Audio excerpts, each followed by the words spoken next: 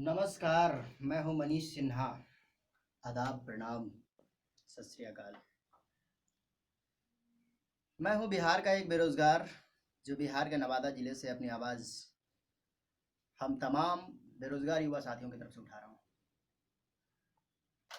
भैया, अभी चुनाव का माहौल है। जो कहिएगा वो होता है। बाद में पूरा होवे नहीं होवे उससे कोई मतलब नहीं है, लेकिन बिहार में अभी नीतीश जी को जो कहिएगा सो हो जाएगा। अपना पैकेट से थोड़े देना है। चुनाव जीतने के लिए बिहार का खजाना भी बेच दें तो कोई दिक्कत नहीं। लेकिन मैं पूछना चाहता हूं कि जब 15 साल आप सरकार में रहे तो युवाओं के लिए आपने क्या किया। अभी मैं आपको बताता हूं कि युवाओं के लिए आपने किया क्या है। 2014 में, 14 से मैं बात इसलिए कर रहा हूं क्योंकि 2014 में हमने इंटर का एग्ज़ाम दिया और उसके बाद से भर्ती परीक्षाओं में मैं भर रहा हूं। हमारे साथ के कई साथी हैं जो हमारे साथ लगे हैं तब से लेकर के आज तक। 2014 में बिहार एसएससी का इंटर लेवल का पहला परीक्षा का घोषणा किया गया कि भर्ती होगी। फार्म निकला, फार्म हमने भर दिया। साल 2 साल हो गया, उसके बाद पता चला कि एक परीक्षा होगा। भैया तब तक डॉक्यूमेंट भुला गया था। जो फार्म भरे थे साइबर कैफे से जा करके तो रिसीप्ट जो दिया हमको भुला गया। मोबाइल पे सबका मैसेज आया, हमरा नहीं आया। हमरा नियन कई को साथी था जगह नहीं आया। एग्जाम नहीं दे पाए। थोड़ा सा एग्जाम हुआ फिर कैंसिल हो गया, घपला हो गया उसमें। धांधलेबाजी तो बिहार के नस नस में है। सरकार इसमें बिल्कुल नाकाम रही है। सरकार इसमें बिल्कुल ही नाकाम रही है। हम युवा बेरोजगार जब तक अपनी आवाज बुलंद नहीं करेंगे तब तक सरकार कभी घुटनों पर नहीं आएगी। और सरकार को घुटनों पर लाने के लिए हम युवा शक्ति बिल्कुल सक्षम है। हम वो युवा शक्ति हैं जिसका एक थोड़ा सा ट्रेलर दिखवाया था हमारे जयप्रकाश नारायण जी ने। इंदिरा गांधी की सरकार हिल गई थी। आज फिर जरूरत है हमें वैसे आंदोलन की। इनको, नीतीश जी को, चुनाव में थोड़ा सा भी विलंब नामंजूर है।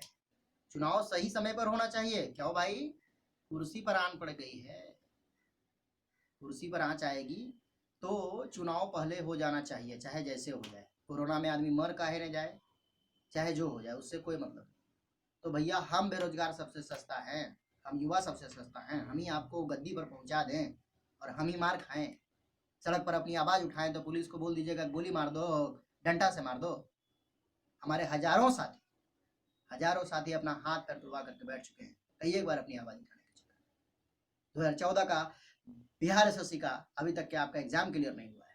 हजारों ऐसे अभ्यर्थी हैं जिनका अभ्यर्थता रद्द कर दिया गया है। क्यों रद्द कर दिया गया, इसका कोई कारण नहीं। कौन देगा, इसके जिम्मेवार कौन है? कितने दिनों से आपने पैसा लेकर के रखा है?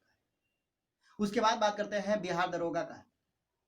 एक क्लियर नहीं हुआ है बहाली प्रक्रिया, दूसरा निकाल दिए आप, वो भी लटका हुआ है, दोनों का दोनों अधर में लटका हुआ है। फिर आप देखिए शिक्षक बहाली का।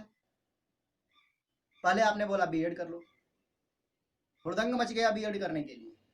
रेला लग गया बीएड बीएड बीएड, हर घर से 2 गो बीएड, 4 गो बीएड बीएड बीएड। अरे भाई ये क्या हो रहा है भाई। बीएड जब निकल गया तो अब निकालो स्टेट, टेट और सीटेट और टेट निकालिए। भैया ओकरो निकाल लिया, ओकरा लगी अलग से एग्जाम के परीक्षा फार्म भरा है आदमी, वो निकल गया। भर्ती प्रक्रिया लटका है, पोस्ट खाली है और भर्ती कर लगी आपके पास पैसे नहीं है। अब घोषणा पे घोषणा कर रहे हैं चुनाव के लिए, दिखाई ले जा रहे हैं। आप क्या कह रहे हैं? आप कल क्या कहे आप? एससी एसटी की अगर हत्या होता है तो ओकरा आप क्या देंगे? रोजगार। कहाँ से दीजिएगा रोजगार? पैकेटिया में लेके घूम रहे हैं का हैं? जब जो अभ्यर्थी योग्य है उसको तो आप रोजगार नहीं दे रहे हैं, एससी एसटी को मरवाइएगा क्या आप जानबूझ करके? अब बताइए, किसी का बाप बूढ़ा होगा, वो जानबूझ करके क्या करेगा? गड्ढा में ले जा करके ठेल देगा अपना बाप। अब कहेगा मार दिया दूसरा को, दीजिए उसको रोजगार, वैसे ही रोजगार हो जाएगा।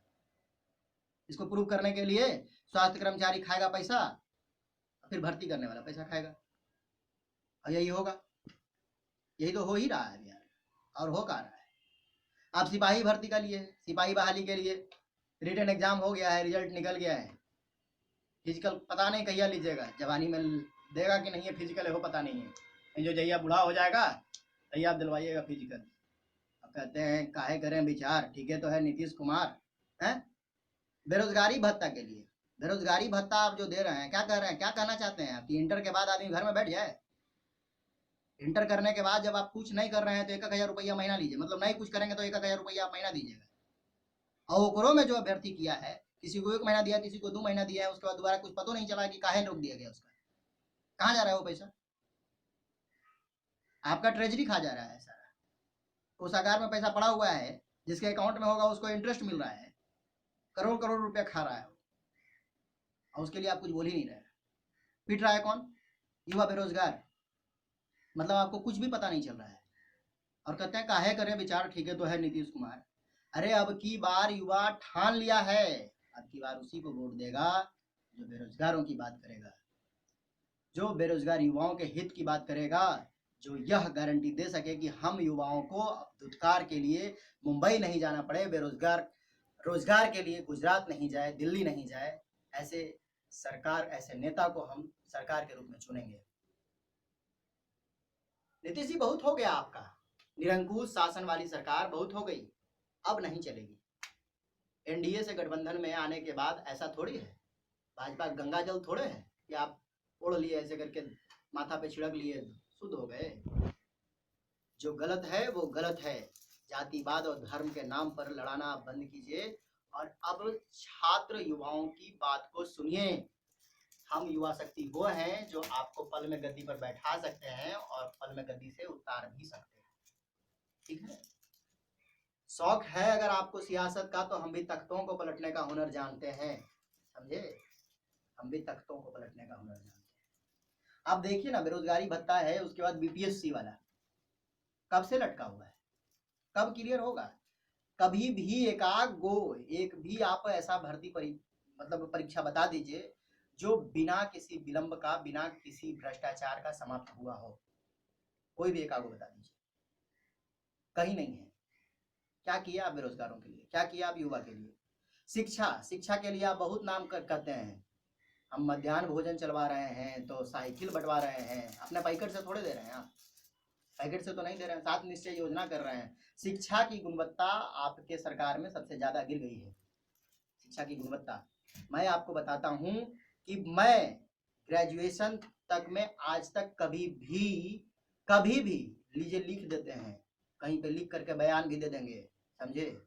है अगर किसी को औकात तो आकर के हमसे मिले, आपके सरकार का कोई भी अधिकारी।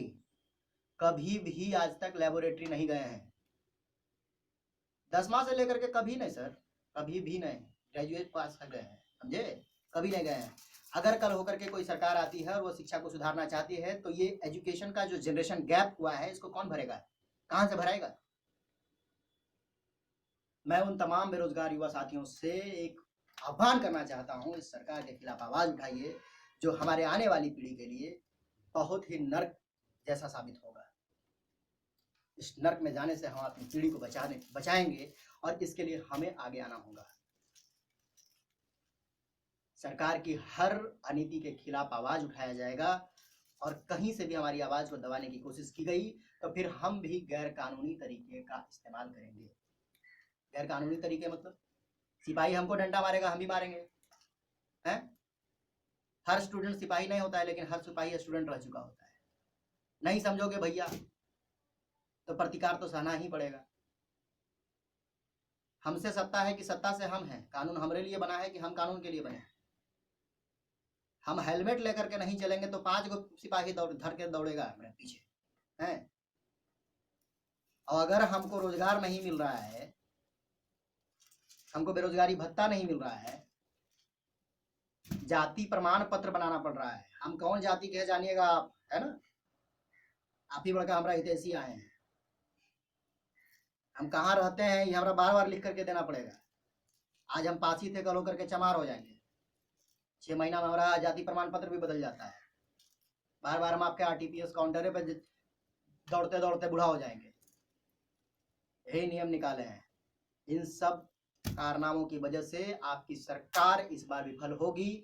और लाइए लिख देते हैं, युवा आपको धुतकार देगा और अगली बार वही सरकार आएगी जो हम युवाओं के भरोसे पर खरा उतरेगी। युवा साथियों, हमारा साथ दीजिए, आप मेरे साथ, आप कंधा से कंधा मिलाकर के आगे आइए। हम किसी भी राजनीतिक पार्टी का सपोर्ट नहीं करते हैं, लेकिन हम अपने हक की लड़ाई लड़ेंगे और इसके लिए हमें सिर्फ और सिर्फ आपका साथ चाहिए। आपका साथ चाहिए, कुछ नहीं तो इस वीडियो को कम से कम लाइक और शेयर जरूर करें ताकि ऊपर तक आवाज पहुंच सके।